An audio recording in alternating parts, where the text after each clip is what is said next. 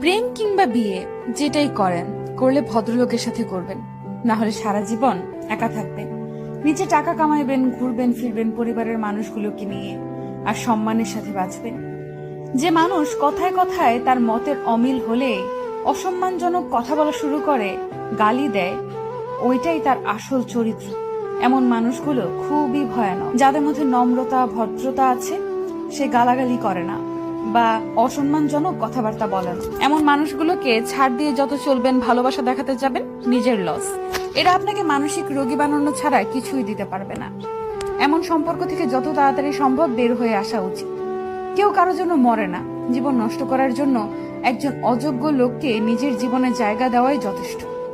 বারবার নিজের অসম্মান হজম করে নিজেকে না মেরে একেবারে এমন অসুস্থ সম্পর্ক শেষ করে নিজেকে মুক্তি দিয়ে দেখেন, আপনার জীবনে উন্নতি হবেই।